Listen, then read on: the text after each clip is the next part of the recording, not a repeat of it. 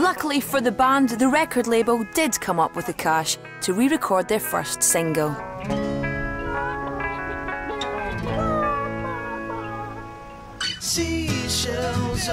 The farm-turned-recording studio of their old producer JB is less than 10 kilometres from the coffee houses of Amsterdam. We're kind of just outside Amsterdam today, and it's a bit rural. We went out last night for a couple of beers and kicked off with the locals here, didn't it? English bastards! English bastards. So, yeah, I think we're going to stay in tonight. Morning, Sally. Hey, JB! Hey! How's it going, Sally? What's the plan, man? This is actually an old farm, and we've kind of converted it into a studio. The room sounds very nice, by accident. This is actually the living room of the old farmers. There's no control room. I'm in the middle of the room with the boys, with the gear, and I'm trusting on my senses, really. She gets up, makes the tea, and then it's back to her books. Is this the scene of the dream, or just the way that she looks? The sheets still reek of the flavour last week. She is up, but she can't stop. She goes down to the street, cause it's all got on top. She don't take no advice, she knows when to stop. She won't first prize with that look in her eyes. She is lost, she can't stop. And nobody knows just a week in her toes, yeah. If you put a band like Jack in a normal, proper studio, you usually will put them in a separate room, and they're not used to playing like that.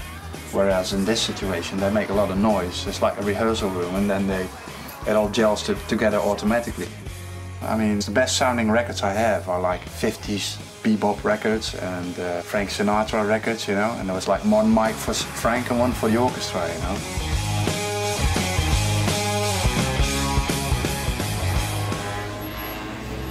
By the time the band get back to London, they've changed their minds about the single again. The first track that we did was Nobody Knows, which was planned for the release. In the meantime of leading up to releasing the track, we actually wrote Love in Handcuffs, which was a lot better in terms of a snapshot of the band's sound. How was it for you? After 2 producers in 2 countries, the boys meet the record company team that'll be working on the release. If the song's okay, it won't work. The song has to be great, and if the song is great, Polydor is in a position to get the song maximum exposure through the radio department, through a TV department, through the press department, sales and marketing, but the song has to be great. Everyone's already heard the single, so the meeting gets straight down to business. So, meeting you as characters, I can see that you're kind of in that ordinary boys world. There's a band called The Rifles, you're in that kind of area, and like it or not, bands get pigeonholed, so it is important that we have the right image. It's what you're putting in your shop window, so people have to see it and go, I like that, I can see what it's about, and it represents the sound of the record. So, guys, obviously you've had the press shots done, which I don't know if everyone has got copies of, which I think look really great.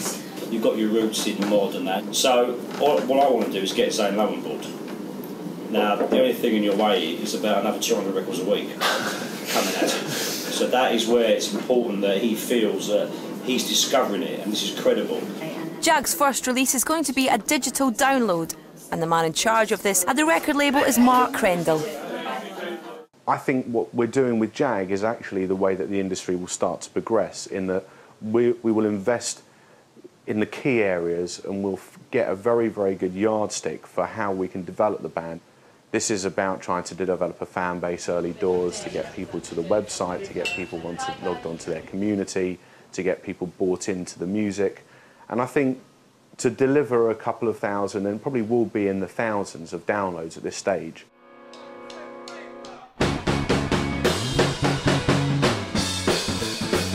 Tonight the band are back playing another London gig at the Old Queen's Head, and plugger Dylan has turned up to see what he's got to sell. Seeing them live is quite funny, seeing them in this pub in Islington with a mirror behind them so the audience can see themselves in the mirror. You know those old pictures of The Who playing in pubs across kind of West London? It really was like that, and they are of the same breed, different generation. They're mods, and that is what they do, you know, it is that market. But they got, in that area, you know, Daniel as a player, you know, he's good. You know, the great style about him. And that is what I'll have to do, is find the mod heads and go, right, got another one for you. In the next programme, the band hear from one of the locals. Don't blame my boy's piece of shit.